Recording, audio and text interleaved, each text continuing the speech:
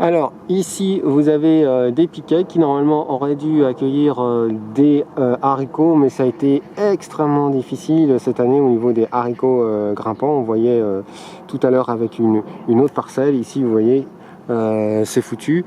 Donc ça a été un des grands échecs ici d'haricots grimpants qui ont absolument pas, malgré ce jardin qui est un sol qui commence à se faire, ils ont pas fait leur place.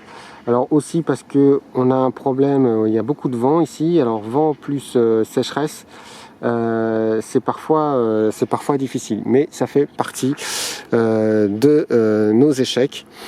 Un plan ici d'aubergines, je vous montre, là on en a accueilli pas mal, donc il en reste encore une petite production, donc ça a plutôt bien fonctionné, et derrière vous avez aussi, je vous montre, des piments, je sais plus si c'est des piments forts ou des piments doux, on verra bien quand on les cueillera.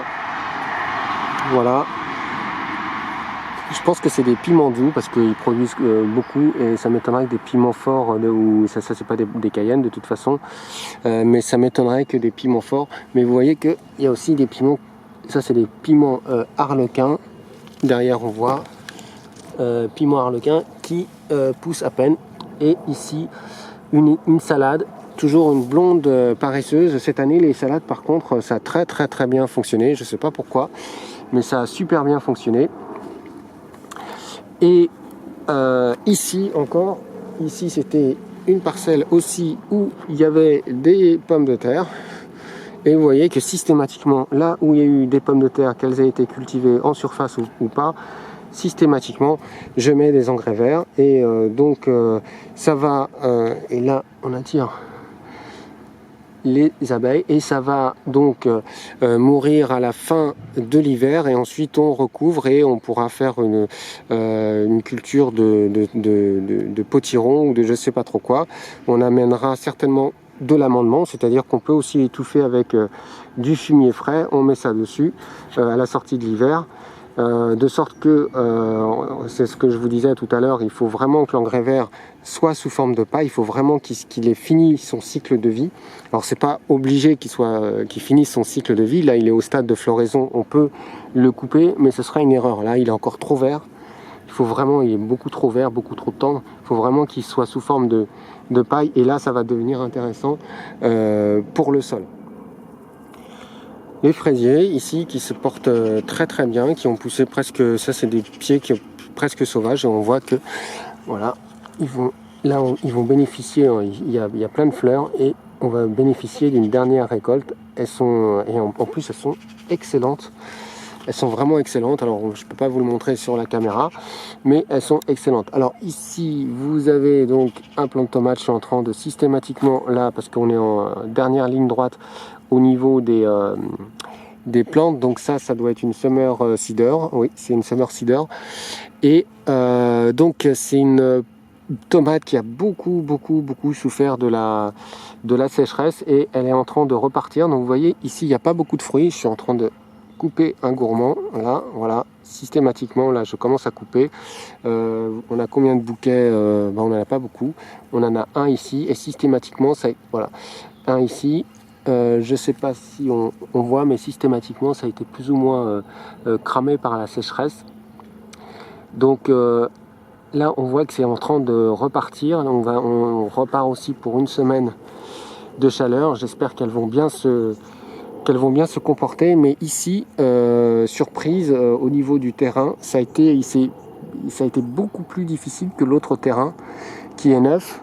Alors bien sûr, l'autre terrain, on a mis des tonnes et des tonnes d'eau. Celui-là, il utilise beaucoup moins d'eau, mais on a mis quand même de l'eau parce que les plantes ont souffert, et malgré ça, ça fonctionnait très mal. Ça fonctionnait pas terrible. On en voit une ici là qui a beaucoup souffert. Vous voyez, elle a à moitié séché. C'est pas le mildiou qu'elle a. Elle a juste été séchée. Voilà, celle-là, elle a beaucoup souffert, et vous voyez qu'au-dessus, c'est en train de repartir, donc elle n'est pas morte.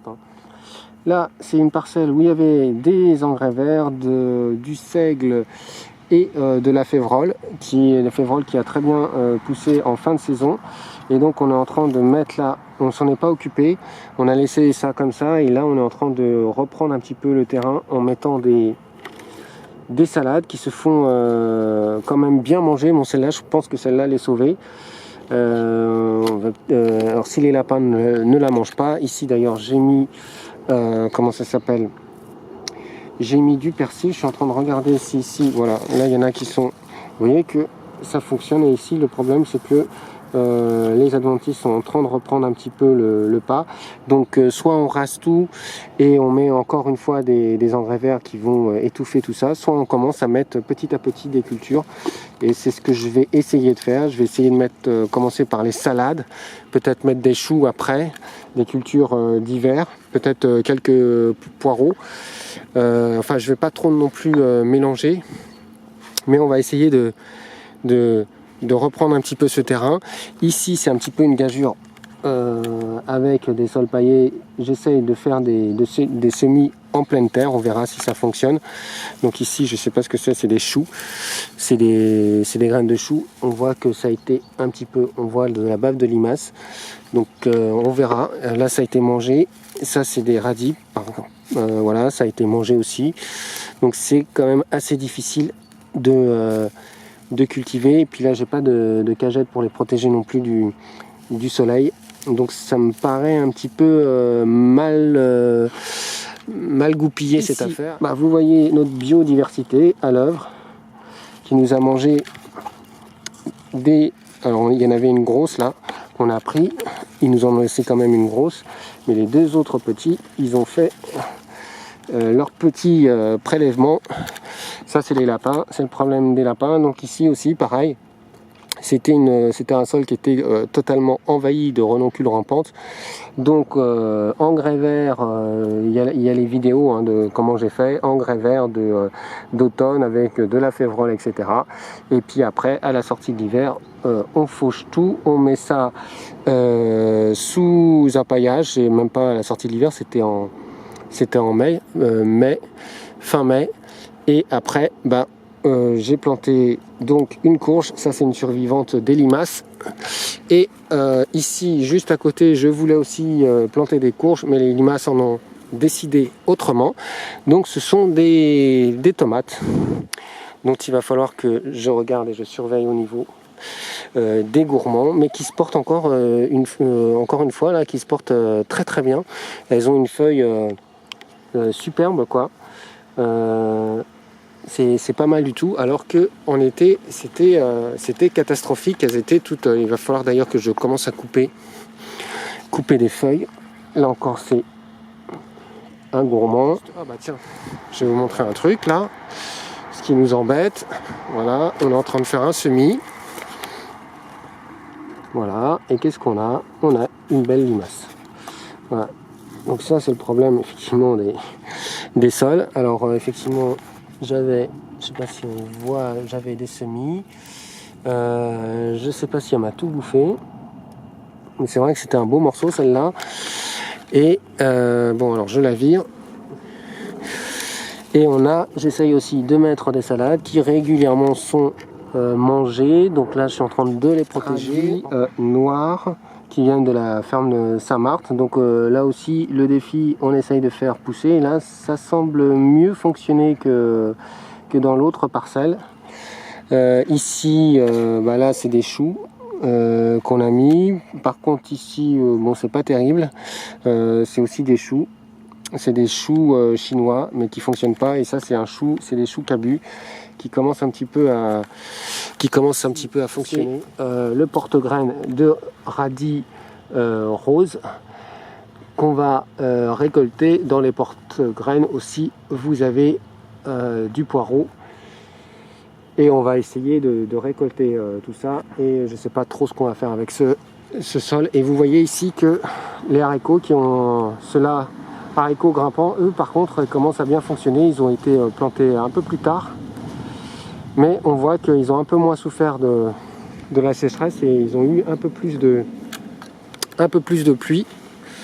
Et pour eux, ça fonctionne plutôt pas mal. Ici encore, j'ai mis des poireaux. Donc là il y a un petit mélange. Voilà, on a refait un petit peu cette parcelle. Donc ici du carton, et vous voyez que le carton là, il n'y a pas de colle, pas de formaldéhyde. Voilà, et puis on va recouvrir ça pour faire disparaître ce carton et faire en sorte qu'il soit dégradé dans le sol.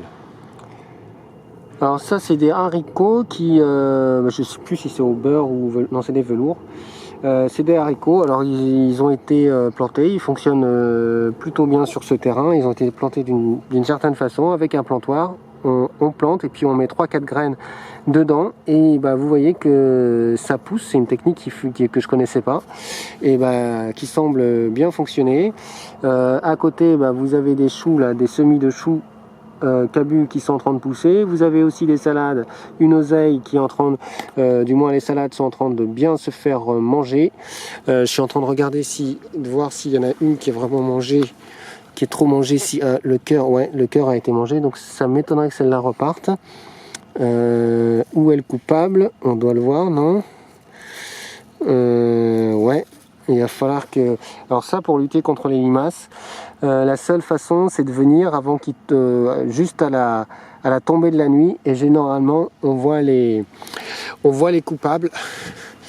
Parce que bon, après, il y a d'autres techniques. Hein. Ici, on n'utilise absolument aucun produit anti-limaces. Et la meilleure façon, bah, c'est la façon manuelle. Donc, après, je vais vous quitter. Je pensais effectivement vous faire voir très peu de choses, puisqu'on on l'a laissé un petit peu en friche, ce jardin. Mais là, avec l'arrière-saison, je m'aperçois que on a des graines, on a quelques plantes qui commencent à pousser. Il est en train de revivre petit à petit. On est en train de remettre un petit peu de végétation et j'espère qu'il évoluera sous une bonne forme. Et vous regardez un petit peu la morphologie de ce jardin. Alors là, c'est des cardes, il va falloir les couper, mais vous avez de la verdure et vous avez aussi tout ça là, c'est de la matière sèche. Vous en avez là-bas aussi.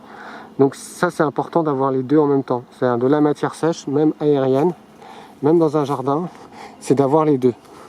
Oui, vous voyez ici, matière sèche et en même temps verdure qui va reprendre le pas sur toute cette matière sèche. Voilà. Eh bien, je vous dis à une prochaine vidéo.